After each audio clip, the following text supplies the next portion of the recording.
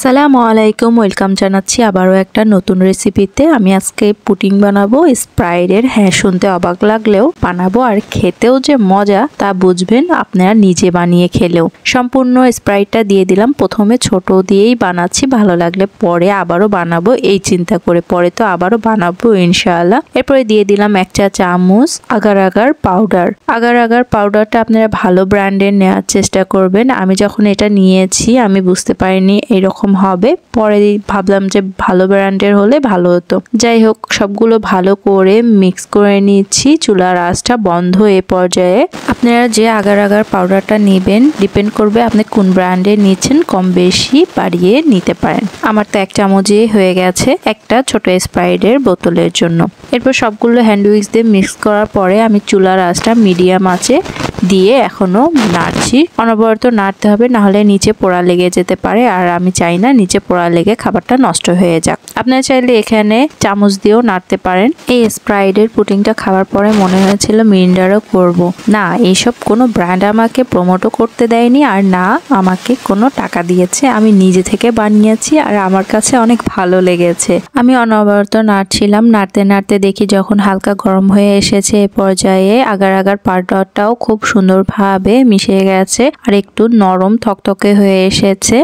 এরপরে আমি দিয়ে দেব এখানে স্বাদমতো চিনি। আমি এই চামচ দিয়ে 2 চা চামচ চিনি দিয়ে নিয়েছি। আপনারা কতটুকু মিষ্টি খেতে পছন্দ করেন সেই অনুযায়ী দিয়ে নেবেন। আমি 2 চামচ দিয়েছি। আমি হালকা মিষ্টি খেতে পছন্দ করি এজন্য। এরপরে আবারও অনবরত নাড়ছি যাতে চিনিটা ভালো করে গলে যায় এজন্য। এরপরে আবারও একটু চিনি দিলাম। আমি মুখে দিয়ে দেখলাম যে মিষ্টিটা একটু কম হয়েছে, এজন্য আমি আবারও সামান্য একটু চিনি দিলাম, দিয়ে আবারও ভালো করে মেখে নিচ্ছি। মোট আমি এখানে 3 চা চামচ চিনি দিয়েছি। আমি এখানে কোনো কিছু লুকাইনি, যেটা দিয়েছি সেটাই আপনাদের কাছে তুলে ধরেছি যাতে আপনাদের বুঝতে কোনো অসুবিধা না হয়।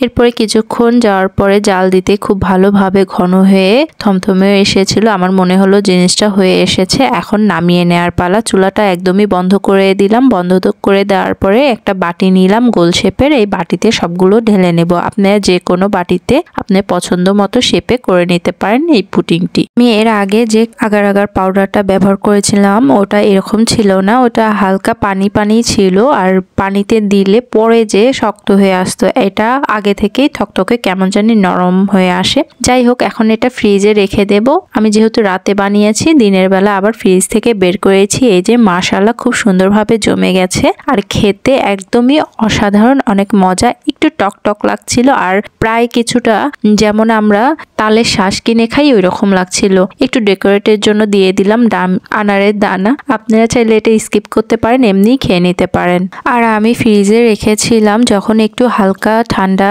নরমাল হয়ে এসেছিল তারপরে ফ্রিজে রেখেছিলাম এই পুডিংটি শক্ত হওয়ার জন্য। আপনাদেরকে একটু কেটে দেখাচ্ছি কেমন হয়েছে। নতুন কিছু বানানোর পরে সাকসেস হলে এত ভালো লাগে, মাশাআল্লাহ।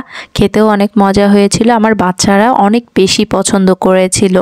আচ্ছা, আপনাদেরও কি এরকম নতুন নতুন কিছু বানানোর ইচ্ছা হয়? আমার তো খুব ইচ্ছা হয়। নষ্ট হলে হবে, তাও তো শেখা যাবে। ভুল থেকে শিক্ষাটা সবচেয়ে বেশি মনে থাকে, তো আমি মনে করি ভুল হোক তারপরেও শিখতে পারবো। পুরো ভিডিওটি দেখার জন্য অসংখ্য ধন্যবাদ। পরবর্তী ভিডিওর জন্য অবশ্যই চ্যানেলটি সাবস্ক্রাইব করে পাশেই থাকবেন। পুরো ভিডিওটি দেখার জন্য অসংখ্য ধন্যবাদ। আপনার ভালো লাগা প্রকাশ করতে পারেন লাইক কমেন্টের মাধ্যমে। আপনি চাইলে প্রিয়জনের সাথে শেয়ার করতে পারেন এই ভিডিওটি।